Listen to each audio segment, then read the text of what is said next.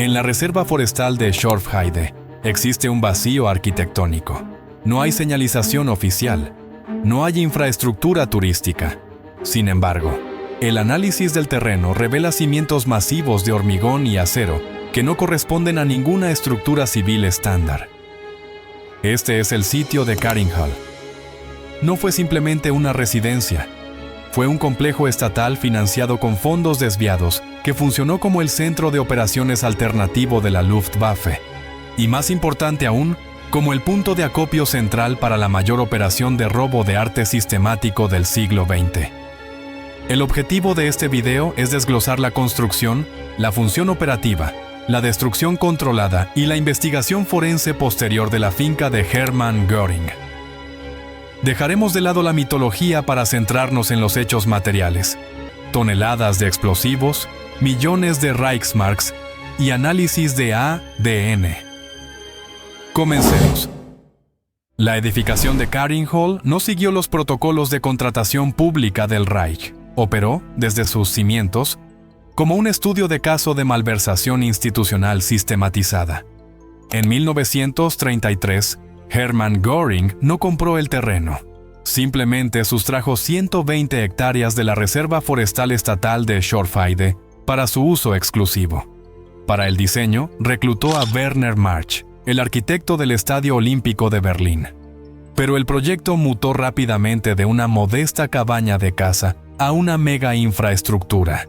El diseño arquitectónico final era una fachada engañosa de ingeniería dual. Exteriormente, March proyectó una imagen volkisch o pseudo-rural, utilizando techos de paja y vigas de madera expuestas para evocar la mitología germánica. Sin embargo, esto era un camuflaje estructural. Debajo de la paja, el edificio era una fortaleza moderna de acero y hormigón armado, equipada con sistemas de telecomunicaciones militares y búnkeres subterráneos, capaces de resistir ataques aéreos directos. El financiamiento de esta obra faraónica revela un esquema de corrupción a escala industrial. Göring, cuyo salario oficial era insuficiente para tal empresa, estableció un sistema de sobornos institucionalizado. Los capitanes de la industria alemana, especialmente los fabricantes de aeronaves que competían por los lucrativos contratos de rearme de la Luftwaffe, depositaban fondos en cuentas privadas gestionadas por los ayudantes de Göring, bajo la eufemística etiqueta de donaciones. Este flujo de capital ilícito permitió que Karinghall se expandiera en 4 fases constructivas: 1933, 1937, 1939 y 1941. Cada expansión del edificio corría paralela al crecimiento del presupuesto militar alemán. Un ejemplo contable del descaro financiero ocurrió en 1937. Para el cumpleaños de Göring, la industria alemana le regaló millones de Reichsmarks, yates y obras de arte. Al finalizar la guerra, la valoración total del complejo, ajustada a la inflación actual, superaba los cientos de millones de euros, pagados íntegramente por la corrupción del complejo militar industrial. El bosque de Schorfheide no cumplía únicamente una función recreativa o residencial. Bajo la jurisdicción directa de Hermann Göring, en su cargo de Reichsjägermeister, maestro de caza del Reich, el territorio fue designado como una zona de exclusión para realizar experimentos de zoología aplicada. El objetivo no era la conservación, sino la ingeniería ecológica, alineada con la ideología nacionalsocialista de sangre y suelo, Blut und Boden. Göring pretendía restaurar no solo la pureza racial de la población humana, sino purificar el paisaje alemán, devolviéndolo a un estado teutónico prehistórico. El protocolo científico de los hermanos Heck. Para ejecutar esta visión, Göring reclutó y financió generosamente a los hermanos Lutz y Heinz Heck, directores de los zoológicos de Berlín y Múnich, respectivamente. Los Heck propusieron una teoría controvertida conocida como Abbildzuchtung o cría inversa. Su premisa pseudocientífica sostenía que ningún animal se extingue realmente si sus descendientes genéticos, ganado doméstico, sobreviven. Según su hipótesis, mediante cruces selectivos de razas domésticas que conservaran rasgos primitivos, se podían eliminar las características de la domesticación y resucitar el fenotipo de las especies extintas. Esta operación de bioingeniería se centró en dos especies clave que habían desaparecido de Europa siglos atrás: el uro, Bos primigenius, y el tarpán, Equus ferus ferus. El uro de Heck. La reconstrucción del supertoro. El proyecto más ambicioso fue la recreación del uro, el inmenso toro salvaje que habitó los bosques europeos hasta su extinción en 1627. Para lograrlo, los hermanos Heck viajaron por Europa seleccionando razas de ganado específicas que poseyeran características físicas del ancestro extinto. El proceso de hibridación fue complejo y agresivo. Utilizaron toros de lidia españoles, seleccionados específicamente por su agresividad y configuración muscular. Ganado de las tierras altas de Escocia, para aportar resistencia al frío y el pelaje denso necesario para sobrevivir inviernos a la intemperie. Ganado estepario húngaro y razas de Córcega, para recuperar la forma de la cornamenta. El resultado, conocido técnicamente como ganado de Heck, Heckrinder, fue una bestia que, si bien se asemejaba físicamente al uro en coloración y estructura ósea, era genéticamente un híbrido moderno. Sin embargo, el comportamiento de estos animales resultó ser extremadamente volátil. Los informes de los guardabosques de Schorfheide indicaban que los animales eran inmanejables. A diferencia del ganado doméstico, atacaban a los humanos sin provocación, una característica derivada directamente de la carga genética de los toros de Lidia. Göring ordenó liberar manadas enteras en los bosques que rodeaban Carinhall, convirtiendo el perímetro de seguridad de su residencia en un coto de caza prehistórico funcional. El tarpán y la ideología del paisaje paralelamente, se desarrolló el programa para recuperar el tarpán, el caballo salvaje europeo. Utilizando yeguas Konig de Polonia y caballos de las montañas de Islandia, lograron criar un equino de color gris ratón, resistente y capaz de vivir sin intervención humana. Estos animales servían a un propósito propagandístico y personal.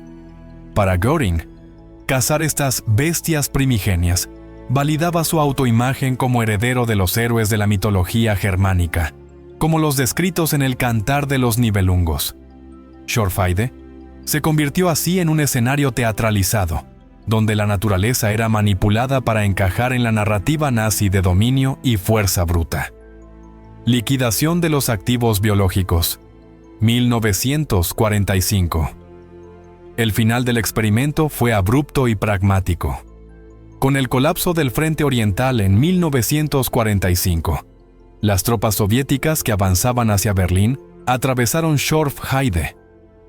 Los soldados del Ejército Rojo desconocían el valor científico o ideológico de estos animales. Para la vanguardia soviética, las manadas de uros no eran reliquias genéticas, sino ganado disponible. Los registros históricos y testimonios locales confirman que la inmensa mayoría de la población de uros de Heck en Schorfheide fue abatida con fuego de ametralladora y utilizada como suministro de carne para las tropas y la población local hambrienta. El proyecto de ingeniería genética de Göring terminó, irónicamente, en las cocinas de campaña del ejército enemigo, desmantelando en días un esfuerzo de cría que había tomado más de una década. Carinhall no funcionó meramente como una residencia privada, sino como el punto terminal de una cadena de suministro transnacional dedicada al expolio. La acumulación de arte no fue producto de adquisiciones de mercado o botín de guerra aleatorio, sino el resultado de una maquinaria burocrática altamente eficiente. El Einsatzstab Reichsleiter Rosenberg, ERR. Esta organización servía como la agencia de confiscación oficial del Reich, encargada de asegurar bienes culturales en los territorios ocupados. El centro de procesamiento, Jeu de Paume. El nodo operativo central se estableció en el Museo Jeu de Paume, en París. Entre 1940 y 1944, Este edificio actuó como centro de clasificación para las colecciones incautadas a familias judías prominentes, incluyendo los legados de los Rothschild, los Rosenberg y el inmenso inventario del marchante holandés Jacques Goudsticker. El procedimiento era metódico. Hermann Göring realizó más de 20 visitas de inspección documentadas al Jeu de Paume. Un aspecto crítico del protocolo era la jerarquía de selección. Göring poseía una prerrogativa del Führer delegada, que le otorgaba prioridad absoluta sobre otros museos alemanes o jerarcas nazis para escoger las piezas más valiosas para su colección personal en Carinhall. Inventario, valoración y paradoja ideológica.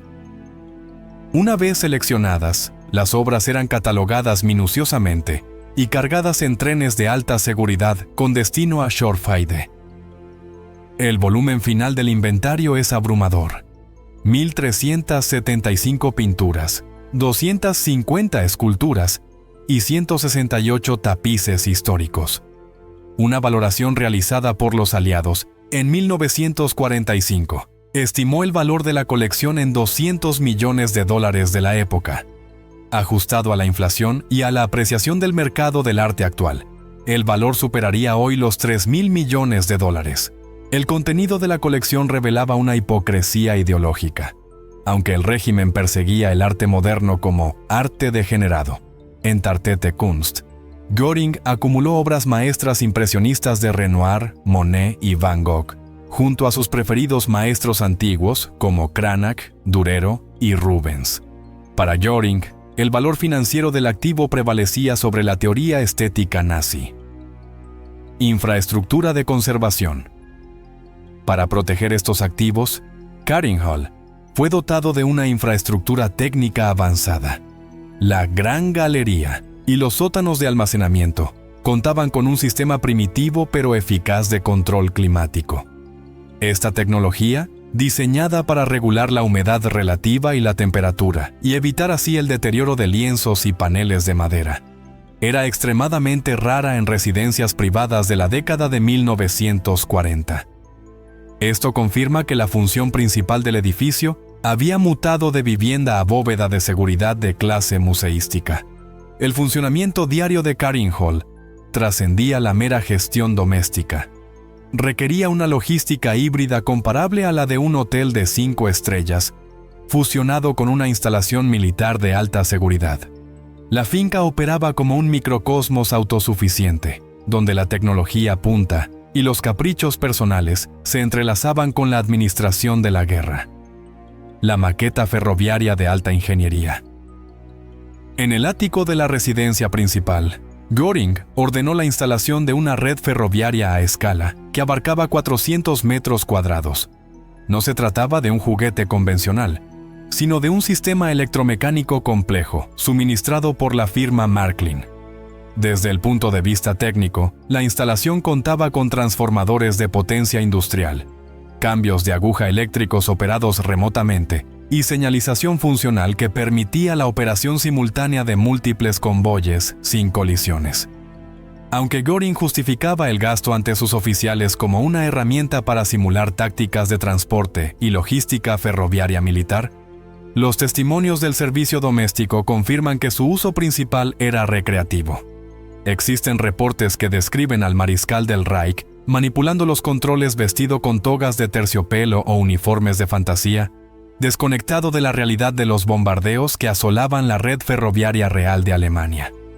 Arquitectura de supervivencia. La red de búnkeres. Debajo de la opulencia visible de los salones de arte, el subsuelo de Carinhall escondía una fortaleza de hormigón armado. Las excavaciones y planos recuperados revelan un sistema de 2 búnkeres principales, interconectados por túneles de servicio. El búnker de mando. Este recinto no era un simple refugio, sino un nodo de comunicaciones activo. Estaba equipado con teletipos y líneas directas encriptadas que conectaban Carinhall con la Cancillería en Berlín y los cuarteles generales del frente. Contaba con sistemas de filtración de aire independientes para resistir ataques con gas. El búnker de invitados. diseñado para alojar a dignatarios extranjeros durante las alertas aéreas, ofrecía una protección física formidable. Los análisis estructurales de las ruinas muestran paredes de hormigón de más de 1,5 metros de espesor, reforzadas con acero, calculadas para resistir impactos directos de las bombas de aviación aliadas estándar de la época. Gestión de fauna, exótica como herramienta política. La presencia de leones en la propiedad respondía a una logística de intimidación calculada. Göring no mantenía a estos animales por simple afecto, sino como accesorios de poder. Los registros veterinarios indican un ciclo de rotación estricto. Los cachorros eran importados o adquiridos de zoológicos y criados en la finca. Sin embargo, en cuanto los animales alcanzaban la madurez sexual y se volvían físicamente inmanejables o peligrosos, eran transferidos sistemáticamente al zoológico de Berlín y reemplazados inmediatamente por nuevos cachorros. Este proceso requería personal especializado y un suministro constante de carne fresca, un recurso escaso desviado del racionamiento civil. Durante las reuniones diplomáticas, Göring permitía que los leones deambularan cerca de los invitados, utilizando el miedo físico inmediato como una táctica de desestabilización psicológica en las negociaciones. La desaparición física de Karin Hall no fue un incidente fortuito derivado de los combates, sino el resultado de una operación de tierra quemada, meticulosamente planificada. A partir de enero de 1945, con el frente oriental colapsando y el ejército rojo avanzando imparable hacia el Oder, la prioridad operativa de la finca cambió radicalmente, de la adquisición compulsiva a la evacuación de emergencia. Göring movilizó recursos ferroviarios críticos del Reich para salvar su patrimonio personal. En un momento en que la Wehrmacht sufría una escasez paralizante de suministros, se desviaron trenes de carga especiales para transportar la colección de arte hacia el sur. El destino de estos convoyes no fue aleatorio. Las obras fueron trasladadas a túneles blindados en Berchtesgaden y principalmente a la mina de sal de Altaussee, en Austria. La elección de Altaussee obedeció a criterios técnicos de conservación. La mina ofrecía una temperatura constante de 8 grados Celsius y niveles de humedad estables, condiciones ideales para preservar lienzos y paneles de madera delicados, protegiéndolos tanto de los bombardeos aliados como del deterioro ambiental. Con el tesoro asegurado, se activó la fase final del protocolo. El 20 de abril de 1945, tras despedirse de Hitler, Hermann Göring abandonó Karin Hall para siempre.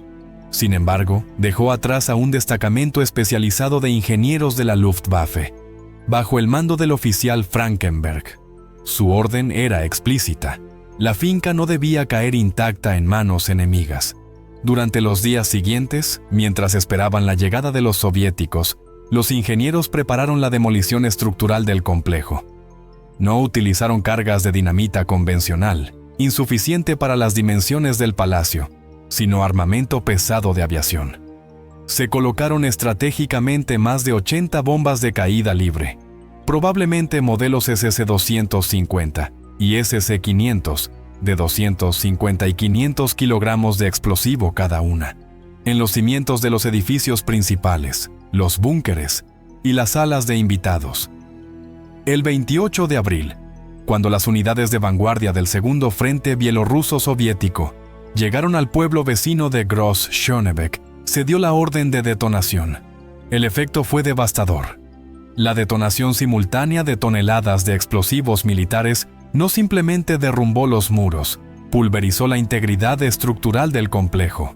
La onda expansiva dispersó fragmentos de mampostería, vigas de acero y mármol, en un radio de cientos de metros por el bosque circundante. El objetivo estratégico se cumplió con precisión quirúrgica: negar al Ejército Rojo la posibilidad de capturar la residencia del mariscal del Reich para utilizarla como cuartel general o como trofeo de propaganda soviética. Cuando las tropas rusas entraron en el perímetro, solo encontraron cráteres y escombros. Tras la capitulación de Alemania, el área de Schorfheide quedó bajo la administración de la zona de ocupación soviética y posteriormente se integró en la República Democrática Alemana, RDA. En el vacío de poder inmediato entre 1945 y 1948, antes de que las autoridades comunistas cerraran el perímetro como zona restringida, las ruinas de Karin Hall sufrieron una segunda fase de desmantelamiento, esta vez a manos de la población civil.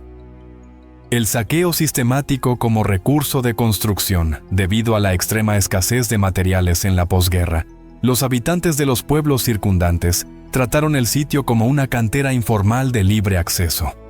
Se realizó una extracción sistemática de recursos reutilizables, tuberías de cobre, cableado eléctrico, ladrillos intactos y losas de mármol fueron arrancados de los escombros.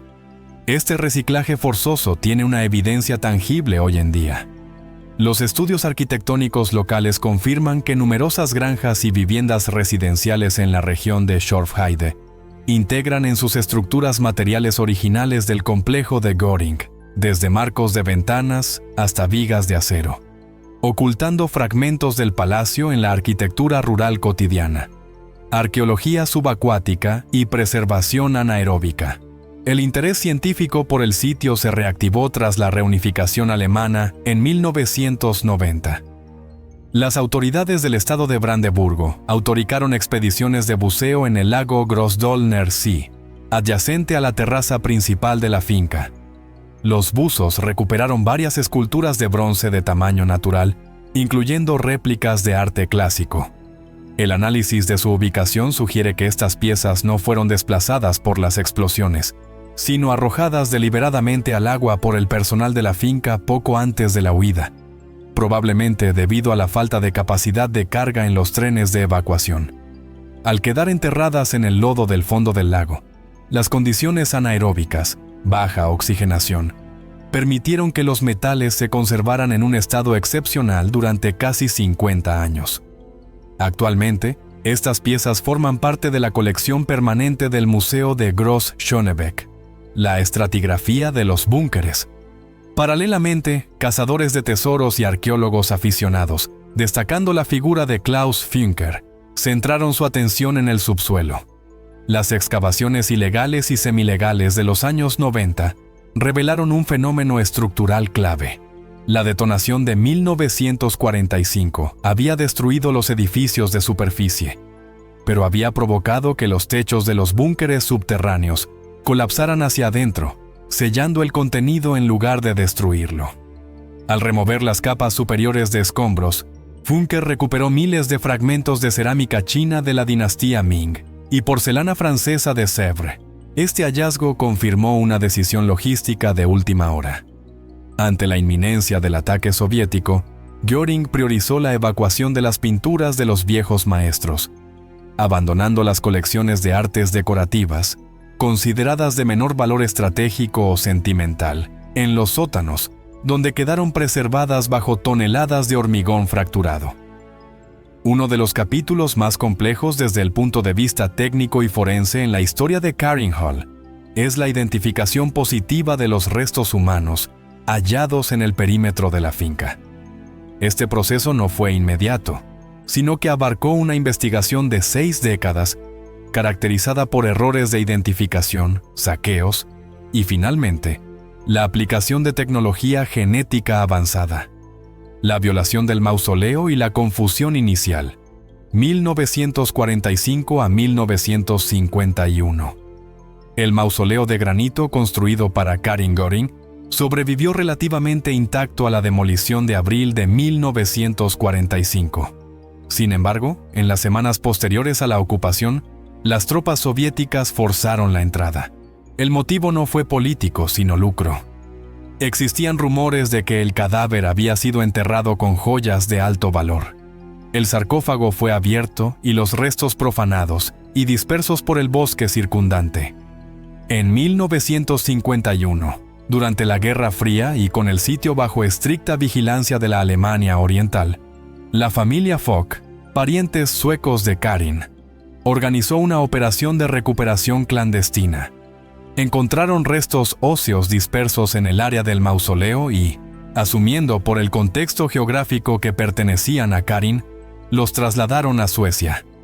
Estos restos fueron incinerados y enterrados solemnemente en el cementerio de Lovö. Durante 40 años, la historia oficial dictaminó que el caso estaba cerrado. El hallazgo de la anomalía, 1991. La reapertura del sitio tras la caída del muro de Berlín atrajo a buscadores de tesoros equipados con tecnología de detección de metales. En 1991, un grupo localizó una señal fuerte cerca de las ruinas del mausoleo. Al excavar, descubrieron no huesos sueltos, sino un cofre de zinc sellado. Este detalle era técnicamente relevante.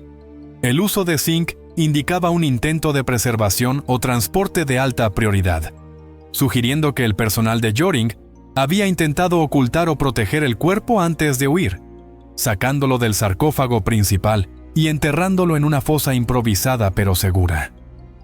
Dentro del cofre se hallaba un esqueleto femenino casi completo. Este descubrimiento generó una discrepancia forense inmediata. Si Karin Göring había sido incinerada en Suecia en 1951, ¿a quién pertenecía el cuerpo preservado en el cofre de zinc hallado en el epicentro de la finca? El protocolo genético de Uppsala, 2012. Para resolver la identidad del cadáver, se inició una investigación científica liderada por la genetista Marie Allen, de la Universidad de Uppsala, Suecia. El equipo aplicó técnicas de análisis de ADN mitocondrial, ADN-MT.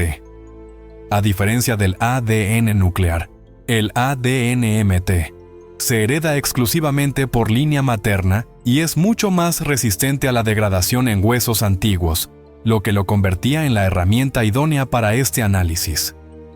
El proceso forense constó de 3 fases. Extracción. Se obtuvieron muestras de tejido óseo viable del esqueleto encontrado en 1991. Muestra de control. Se requería un perfil genético de referencia para el cotejo. Se obtuvo una muestra de ADN de Thomas von Kantzow, hijo de Karin Göring de su primer matrimonio, quien aún vivía en ese momento. Dado que Thomas compartía el mismo linaje materno que el sujeto de estudio, sus marcadores mitocondriales debían ser idénticos. Secuenciación y cotejo. El análisis de laboratorio comparó las regiones hipervariables del ADN-MT de ambas muestras. Resolución forense y rectificación histórica. Los resultados publicados en 2012 fueron concluyentes. Existía una coincidencia total entre la secuencia de ADN del esqueleto del cofre de zinc y la muestra de Thomas von Kantzow. La conclusión forense reescribió el final de la historia.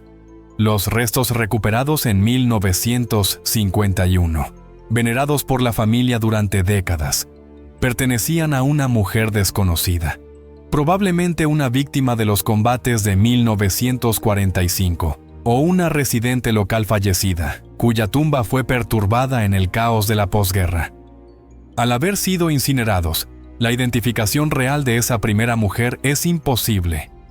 El cuerpo hallado en 1991 fue confirmado como la auténtica Karin Göring y tras 67 años de desplazamiento, fue finalmente reinhumado en Suecia junto a su familia, cerrando un expediente de identificación que había permanecido erróneo durante más de medio siglo. La implosión de Karin Hall en 1945 no marcó el fin de su historia, sino el inicio de una compleja batalla legal y genealógica que persiste en el siglo XXI. La disolución del patrimonio de Göring generó 2 líneas de consecuencias paralelas: la dispersión de activos culturales de valor incalculable y la gestión traumática del apellido por parte de sus descendientes directos. Auditoría y discrepancias en la recuperación del arte. La recuperación física de la colección recayó en la unidad conocida como Monumentsmen, Programa de Monumentos, Arte y Archivos de los Aliados. Tras asegurar la mina de sal de Altaussee, se procedió a una auditoría masiva. Aunque se recuperaron miles de piezas intactas, el cruce de datos reveló inconsistencias graves en el inventario. El documento clave para esta contabilidad forense es el Catálogo Göring, un registro manuscrito mantenido por sus curadores personales, que no fue publicado íntegramente hasta 2015. Al cotejar este documento con las listas de incautación aliadas, surge un déficit estadístico. Se estima que entre 300 y 400 obras listadas en el catálogo nunca llegaron a los puntos de recolección aliados. El análisis histórico sugiere 3 vías de desaparición para estos activos fantasmas. Robo oportunista. Durante el transporte ferroviario hacia el sur en los meses finales de la guerra, la cadena de custodia se rompió frecuentemente, permitiendo el saqueo por parte de civiles y desertores. Botín de guerra no oficial. Unidades militares, tanto soviéticas como estadounidenses, tomaron piezas pequeñas como souvenirs de guerra, eludiendo los registros oficiales. Mercado negro. Obras con procedencia contaminada, vinculadas a Caringhall, siguen apareciendo hoy en casas de subastas internacionales, activando litigios inmediatos de restitución por parte de los herederos de las familias judías expropiadas originalmente. La bifurcación genealógica, negación versus extinción. El legado biológico de Hermann Göring se manifestó en 2 posturas diametralmente opuestas, encarnadas por su hija y su sobrina nieta, representando un estudio de caso sobre la culpa intergeneracional. Eda Göring, la estrategia del litigio y la negación. Eda, la hija única del mariscal, mantuvo hasta su fallecimiento en 2018 una postura de negación histórica y reivindicación patrimonial. Lejos de repudiar el origen de la fortuna familiar, Eda emprendió múltiples acciones legales contra el Estado de Baviera. Su argumento jurídico se basaba en la distinción técnica entre bienes del Estado y patrimonio personal.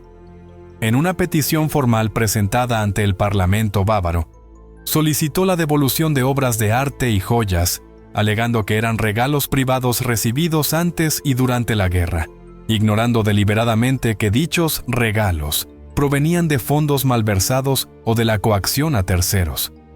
Eda vivió en Múnich, integrada en círculos sociales de exoficiales y simpatizantes, sosteniendo públicamente la imagen de su padre como un hombre de familia, blindándose psicológicamente contra la evidencia documental de sus crímenes contra la humanidad.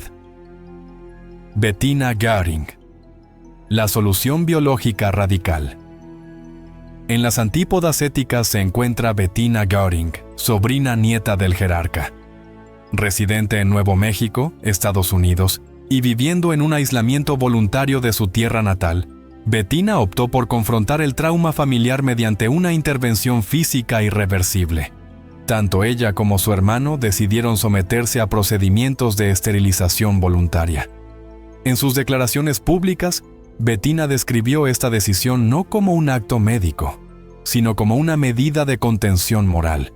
Su objetivo declarado era cortar la línea de sangre, bloodline, asegurando biológicamente que no hubiera descendientes directos que pudieran portar o ser asociados con el genoma y el apellido de Hermann Göring. Mientras Eda luchaba por recuperar los objetos de Caringhall, Bettina sacrificó su propia descendencia para asegurarse de que el legado de Caringhall muriera con su generación. Conclusión. Estatus legal y geográfico actual. En la actualidad, el sitio de Caringhall presenta un desafío de gestión para el estado de Brandeburgo. Situación del terreno. El área es parte de la reserva de la biosfera de Schorfheide-Chorin. La vegetación ha cubierto el 95% de las ruinas. Solo son visibles 2 pilares de la puerta de entrada y montículos de escombros cubiertos de musgo. Política de no lugar. El gobierno alemán aplica una política activa de no señalización, Perpetuation of Absence. No existen placas conmemorativas ni mapas oficiales que indiquen la ubicación exacta de la residencia principal. El objetivo es estratégico: evitar que el lugar se convierta en un punto de peregrinación para grupos de extrema derecha. A pesar de esto, se reportan hallazgos ocasionales de velas y simbología nazi en fechas clave, como el 20 de abril, lo que obliga a las autoridades a realizar patrullas regulares. Caring Hall hoy no es un monumento, es un yacimiento arqueológico contaminado políticamente. Lo que queda bajo el suelo no son solo escombros de la guerra, sino la evidencia física de una cleptocracia que utilizó los recursos del Estado para construir una fantasía privada mientras Europa ardía.